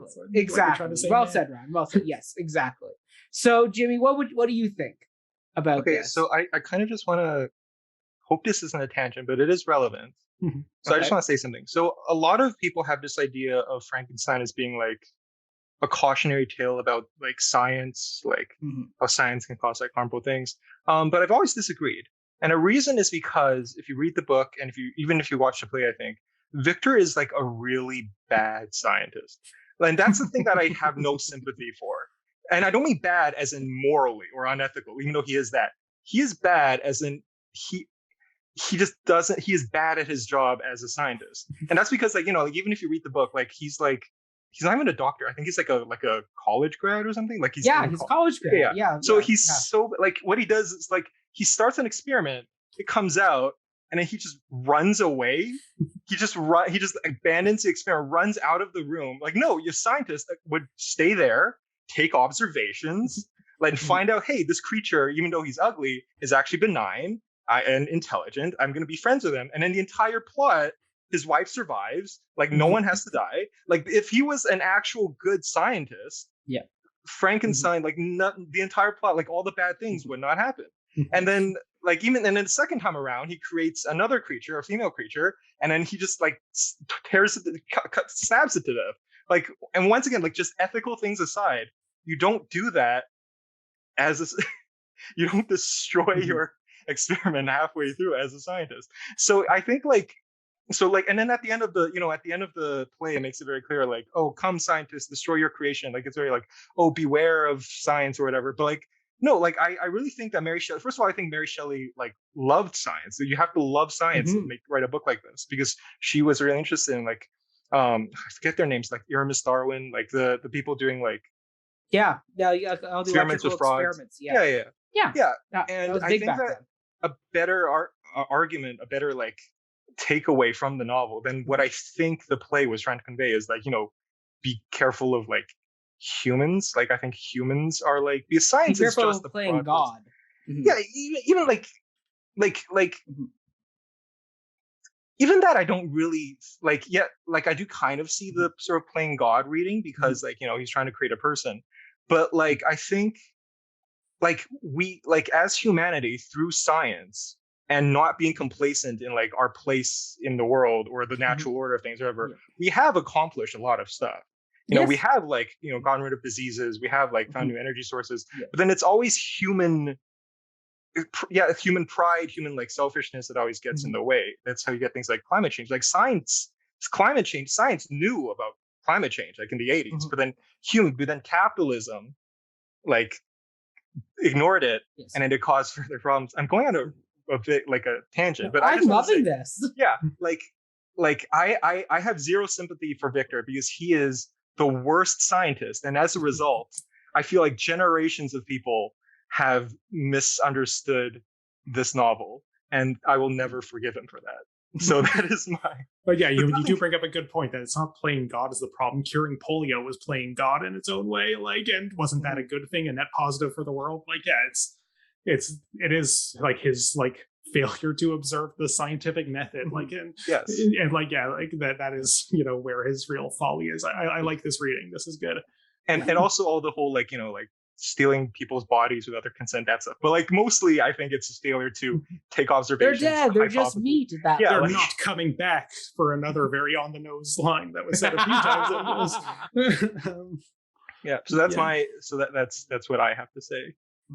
Ryan, you were starting to chime in there. Do you want like I'll piggyback off this. Yeah, like I agree with that. Like it wasn't like what I had going into this, but I 100% like, yeah, I feel you on that one. And I kind of think any version that kind of punishes Victor for his discovery is going to have to make him not sympathetic, because if he's just a very competent scientist who like does his job well and like creates something that actually like has like medical benefits for humanity, like it's going to be very hard to like you can't, like, Frankenstein is a cautionary tale for a reason, and you can't have him be sympathetic and a good scientist in this way. And like I was kind of, as I was thinking of this question, obviously this adaptation is its own thing that is like, but like even just I'm thinking, could any adaptation of Frankenstein make Victor sympathetic? And I kind of thought of like in my head a version like, what if he's like a Fauci type, who he's got like the cutting edge science that like most of society doesn't believe in, kind of like a Dr. Stockman from Ibsen's Enemy of the People, like. And I think that could be interesting, but then it would fail to be a cautionary tale about, the work of the scientist. It's a cautionary tale about the people who don't listen to the scientist, and that it's suddenly not Frankenstein anymore, like what's Enemy of the People or Jaws for that matter. But like, and I think, like, again, having not read the novel, perhaps like you'll all disagree with this, but I feel like at least because the novel spends so much time with him, it like literature being the empathy machine that it is, and like you get to kind of see how he is as a person, why he's kind of motivating what he does, what leads him to this decision. I feel like that's more likely to like lead you to kind of sympathize with him. I'm not saying you do, and I'm sure that isn't the result that all of you had reading the book, but the way this production really rips that point of view away from him and makes it the creature story, I feel like it's impossible to sympathize with him watching this. And that's kind of what we're left with, at least if we're just analyzing this production. Yeah. Izzy, what are your thoughts? Yeah, hold on, I'm just gathering them. But it's interesting that you mentioned, I think that the perspective that you get of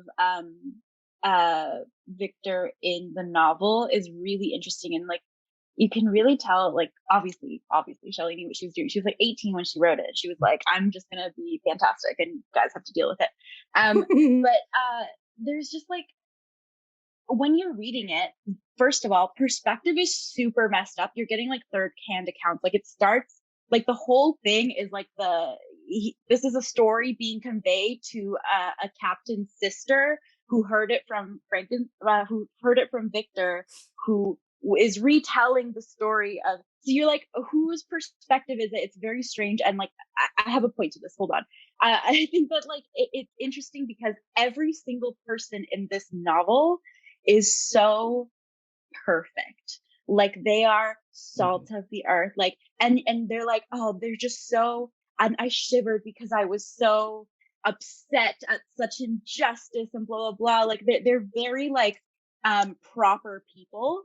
And then, so at the beginning, you're like, oh yeah, Victor grew up and he's like, oh, I never had a bad moment in my childhood.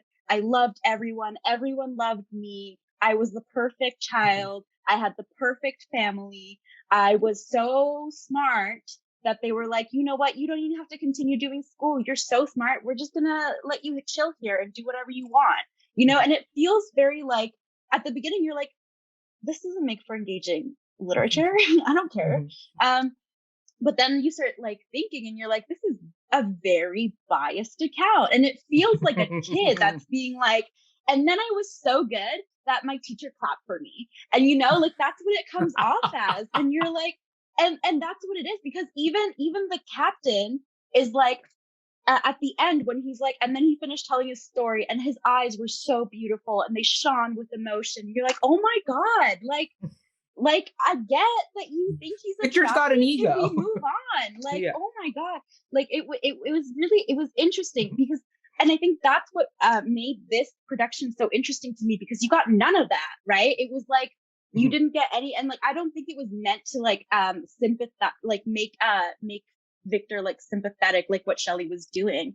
I think that it was made to like make you question, because every single character in this book was just so good and like morally correct, and you know, and they cried for the appropriate amount of time after each death and like all this kind of stuff.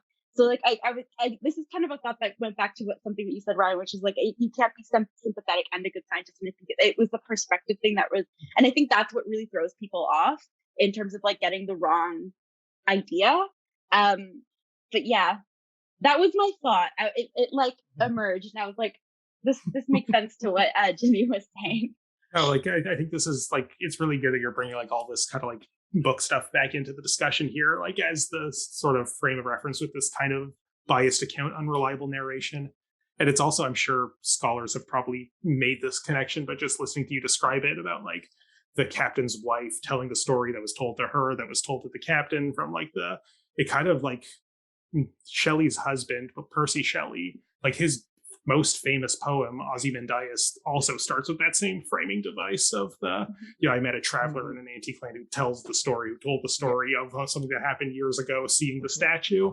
And like, I feel like it's probably a very romantic idea of just the ephemerality of like memory and perception. But it also could have been Shelley's, like Mary Shelley's way of sort of, because she wrote this to compete with like her husband and Lord Byron, and like, showing them all up and like, look what I can do. So I could definitely see that in here. And yeah, I love hearing this description of how like, Victor is just like perfect student. Like I now knowing that, I kind of feel like, oh, she's trying to like irk the audience into like not believing him, be like something sketchy with this guy. I don't think we should take this at face value. So yeah. And also on things like the framing, I think that this production did a really good job of using what like the method, or like the stage as like the way that they're going to tell the story. Because if you had just adapted like Frankenstein, like as Mary Shelley wrote it, it would have just been like a bunch of people just telling stories about other people. And I don't think that would have been as engaging. So I really like that they encompass like all that physicality and like all that kind of stuff. So it's another thing I wanted to say. Yeah. Jimmy, go. While we're on the subject of framing, and I'm not even talking about the play at this point, I just really like talking about the book. One thing that we never really appreciate about the book anymore is that it's actually kind of like a low key like plot twist that the monster is real. Because like for the whole story, it's all just people telling stories, Victor telling a story to Walton, and then he doesn't really believe him. But then at the end, after he dies, the monster is just there in the bedroom. And I think that's something that we can never do again because everyone knows like that the monster is real. And part of that's kind of like, it's kind of like I haven't read Phantom of the Opera, but I hear it's kind of the same thing where it's like a plot twist that the Phantom is like a real thing. But yeah, like all this, it just really makes me think of how like we're never gonna get that. You go to something called Frankenstein, Frankenstein's going to be real. Yeah. I mean, for me, I just wrote the whole Jeff Goldblum line from Jurassic Park of it's not that you could, it's that like you could do it. You were so busy. Do it. You were so busy doing it that you never stopped. Should we do it or something? Exactly, and that's my thought with Victor as well. Is that he was so busy being the good student. As they say in the book, that he was so smart that he figured it out.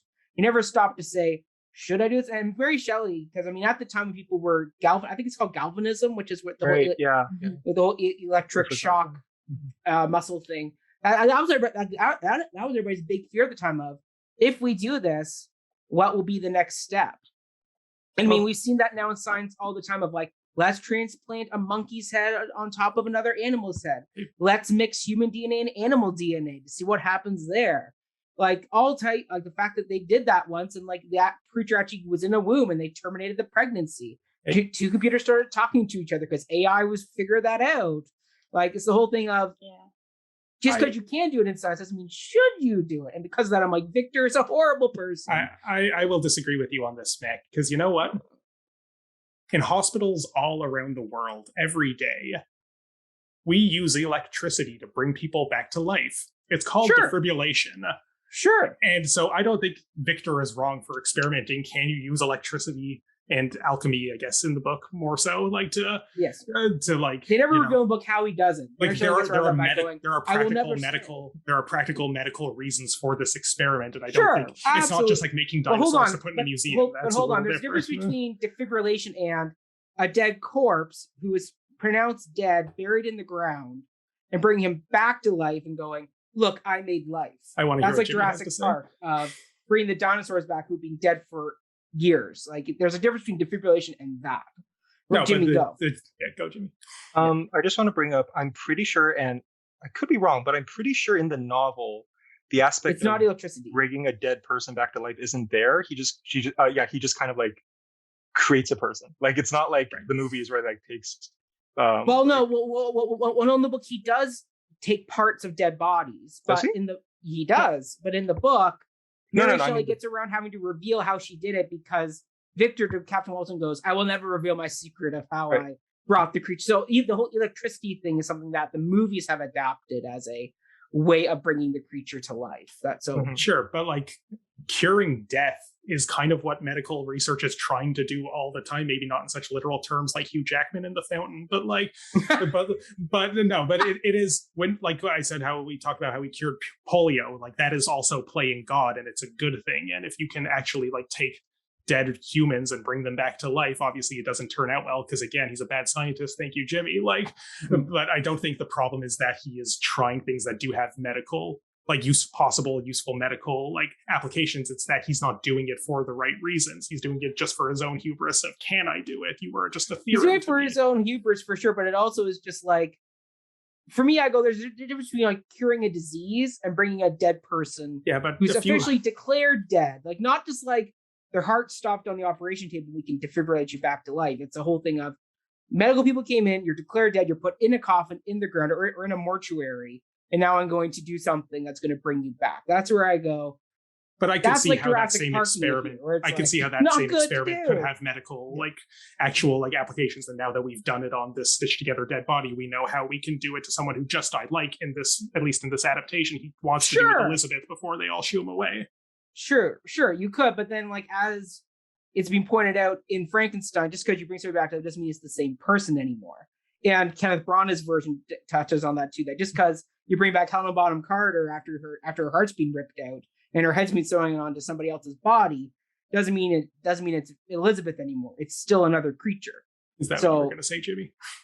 I had a question. In Jurassic Park, the whole thing was Newman's fault, right? Like, it's his fault that they got out because he turned off the electric fence so he could steal the DNA and sell them to the rival company. So I think that's but it's Dr. Hammond who still creates the dinosaurs for the sake of his own pride and hubris. I could do it. If it wasn't for that human greed, once again, it's the whole thing. It's not the scientist. It's the person. His whole goal was to get money. He was like, "Oh, they paid me too little. I'm trying to make a buck off here," and that's what corrupts. Okay, so maybe Jurassic World's a better example because that one's all about let's create a new scary dinosaur that then gets out of its cage. Regardless, the problem with Jurassic Park isn't that they did science experiments, it's that they did it for an amusement park. But it's the whole question of should you have done it in the first place? Dinosaurs were dead for millions of years, and then humans, because of their hubris, decided to bring it back. Dead is dead. Dead stays dead. Like, I love my grandmother. Doesn't mean I want her brought back to life. It depends on your worldview, which is why I think, like, in Shelley's time, it was very much like a battle between science and God, right? Like, this was a thing that was prevalent in literature at the time.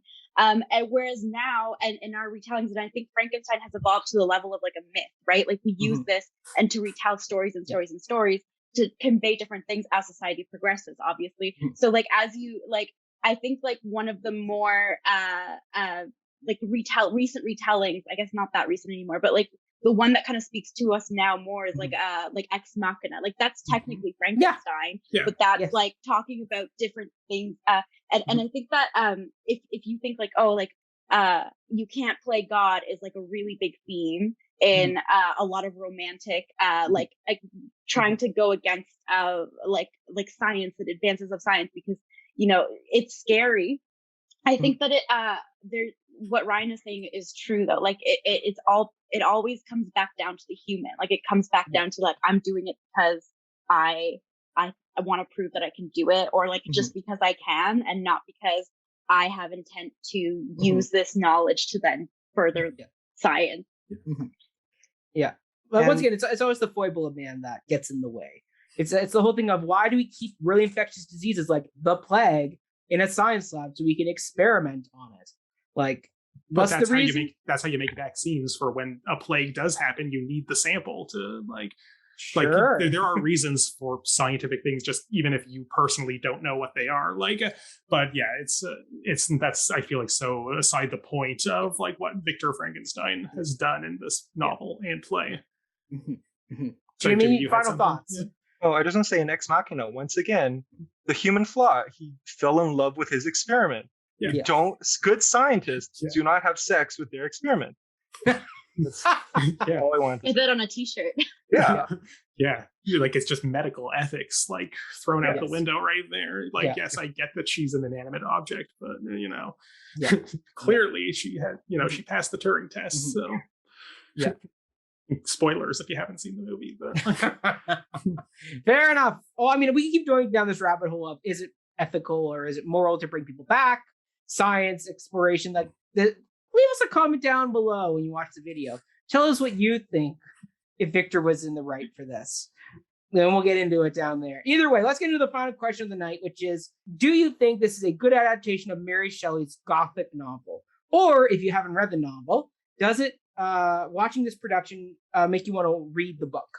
So, Izzy, since you are our most recent reader of the book, who actually went back and reread the audiobook, and it's freshest for you, do you think this was a good adaptation of Mary Shelley's novel? I'm going to go back to like what we said earlier as well, that like it's a good companion piece and it's a good continuation of like exploration of perspective. I think that it was really well like it uses what it has, like what it has with the limits of the stage and the physicality of the actors and stuff. Like, I think that they use that really, really well to tell a really compelling story. Yeah, so I would say it's good. It's a good adaptation in that, like, it's not exactly what the book is. And I think that that's, as Ryan said earlier, like, the mark of a good adaptation. But yeah. Wonderful. Jimmy, what are your thoughts? I don't really think of adaptations as like good adaptations or not. I think like because I always feel like there's like this urge to be like, oh well, it's too different from the source material. But I find that a lot of my favorite adaptations are just like completely different from the source material. So I feel like I can only answer is like, is it a good piece of art in its own? To which I think, like I already sort of said, I kind of think it sort of relies too much on the novel. Like I said earlier, it kind of like is a better companion piece than on its own. So I guess maybe that makes it not a good adaptation. I'm not sure. My favorite adaptation of Frankenstein is The Bride of Frankenstein, because I think it does really interesting things, even though it's not like even though it's not like an like a direct like adaptation that has like everything exactly the same. I think it really does communicate the same themes and emotional beats in like a new medium really well. And and I like that in that one, DeLacy doesn't have children with him, so like he's really lonely, and the creature is also lonely, and they're together, and then they have to be torn apart because the huntsmen come, and they're like, and it's like it made me cry the first time, and then like, anyways, yeah. So I think that like a good adaptation is something that works well as like if it were not an adaptation, and I don't think that the play we're talking about right now does that exactly as much as I would like it to. Okay, fair. Ryan, as someone who has not read the book, we'll put a pin in that part of the question for just a second, because while you're right, I haven't read the book. I think I have some thoughts just about this as adaptation. Like, okay, so there's a great quote that I love from Linda Hutchins' book, A Theory of Adaptation. It's on page 21 of the first edition if you're reading along at home. But I wrote it down here. It's that films about Dracula today are as often seen as adaptations of earlier films as they are of Bram Stoker's novel. And I think that applies just as much about Frankenstein as it does Dracula, and just as much about theater as it does film. Because I had mentioned this earlier, Frankenstein is so fixed in the like popular imagination as this pop culture icon that sure, this is very much working as an adaptation of Shelley's novel with varying degrees of fidelity, but fidelity doesn't matter. But I will disagree with you, Jimmy. Having not read the book, I don't feel like I'm confused for not like watching this. I agree that it might be a richer experience if you're like, you have the book kind of ghosted in the back of your head and you're running through, oh, they changed this differently or because of that, and that's like a more exciting choice. But I think it's a very good adaptation of just the idea of Frankenstein, and it is like an interesting engagement with the story of Frankenstein as people understand it, and like giving it this twist of being from more so the creature's perspective. I feel like we don't get that very often. And and even if it's not what Shelley did, like it's a new twist on the material. And the adaptation that it actually kind of reminds me of the most, like especially when we get to the ending, is I don't know if any of you have watched the Brian Fuller television series Hannibal, based on the Hannibal Lecter novels of Thomas Harris. Such a good series. Oh, it is. And it's, if you've read the books that it's based on, it's really amazing because it's not faithful at all, or it's doing a lot of very like interesting stuff with the material. And you know, I don't want to spoil that series here, but like especially the kind of ending tableau of like, we don't end with our two characters dead per se, but that we end with them in this kind of like, you know, we could call it a sort of love knot of going into the sunset together as they do here, is very evocative of the final like scene in Hannibal, which I think was actually going on around the same time. Like, I don't remember when that series started, but it's around the same time. I think you're right. It is around like 2011, 2012, that era of time. Yeah, and I think like very good. That's what a good adaptation does. If you're familiar with the source material, you get a new perspective on it, and if you're not, you're still getting something completely whole cloth on its own. And so to answer the second part of this question, since I'm the only one who will, does watching this make me want to read the novel? Like, I've wanted to, some part of me has wanted to read the novel for a long time. I don't feel like, oh, now that I've watched this, I definitely have to read the novel, but I'm also not doing that'll be our first book in the Cup of Hemlock book club.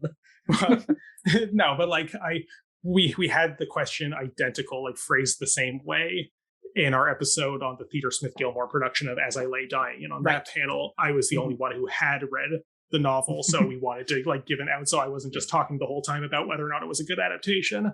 But yeah, here I think As I Lay Dying, sure, movies and stuff have been made of it, but it is, for the most part, it's the book. Frankenstein, as you said, it's a whole mythology on its own.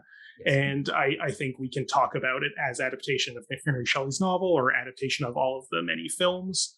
It's something interesting. I read an interview with Nick Deere about this adaptation, and part of his reason for wanting to do it, he said, is that there isn't really like a big theatrical version of Frankenstein. Obviously, there have been play versions of it, but there's like no definitive play version. And considering how many movies there have been of it, and like very like famous movies, he kind of wanted to offer like the theatrical version. And then while he was in the middle of writing it, the Branagh film came out, which delayed it for like a long time, but because there's just too much Frankenstein in the ether, I guess. But but I think this is just an interesting theatrical treatment of the story of Frankenstein, even if it's not the story as Shelley told it.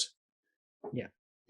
I mean, for me, I go, this is very much a simplistic adaptation of the Gothic novel. Like, it cuts down a lot from, like, it very much kind of distills it down to the creature and Frankenstein. And even then, it's very much more on the creature side of the equation. But I mean, like, because once again, I think, as Jimmy said, this is a very good companion piece, because there is so much that is missed out upon. Like, don't get me wrong, the first part of the book about with Captain Walton and the Frankenstein going to school isn't the most thrilling part of the book. No, the most thrilling part of the book is when the creature is created and you're hearing his story of DeLacy and all that type of stuff, in the murder plot that kind of happens later on in the book of, well, who killed who and all that type of stuff. Like, they did adapt the better part of the book, in my opinion, from what I remember reading of it.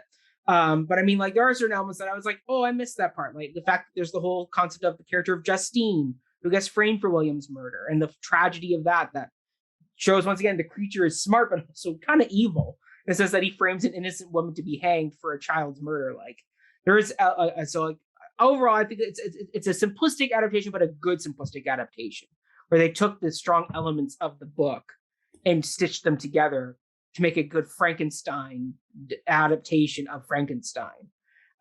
So yeah, I mean, like, is it perfect? No. Would I love to have seen a little bit more with Frankenstein and Elizabeth and Justine and a little bit more of them paralleling? Sure. But for what we got, I think it's a very good, solid, simplified adaptation of a very dense book.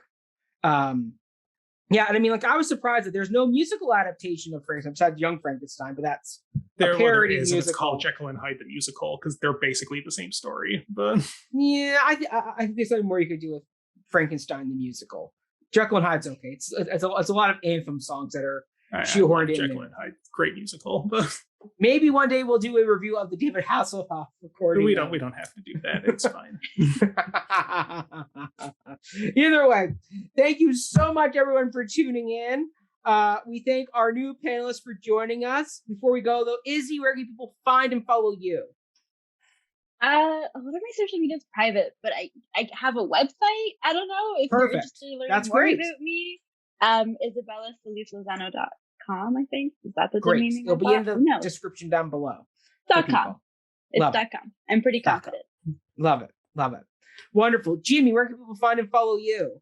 You can't find me anywhere. I am. But if you want to send me an email, I'm sure my email is going to be in the description. Yep. If you just want to talk to me. Who wouldn't want to talk to you? Yeah, you're wonderful, Jimmy. You're wonderful. Thank you. Wonderful. And Ryan, give us that classic Ryan. It's basically Barakovich Jimmy beat me to it. You can't really find and follow me. Sure, I'm on Facebook, but I don't want friend requests from strangers. So and you have an inactive Instagram account and Twitter. Oh yeah, I have an Instagram now. I guess the handle for that will be in the description. But like, I've logged into it like maybe twice since like like I don't know what I'm even going to use it for. There were bunnies involved. It was a whole thing, but you could just follow Cup of Hemlock Theatre instead. Because that's everything I share on Facebook is just these episodes when they go live. So you're not missing much by not following me. So love it. There you go. Love it. Love it. Love it. All right. I will say for me, you can find and follow me at Mackenzie Horner on all social media platforms. You can follow my other podcast, Before the Downbeat, a musical podcast, on all social media platforms. Stay tuned. This season, we have Jill, our wonderful general assistant, co-producer of Things the Cup, coming on as a guest host for an episode. So that'll be fun.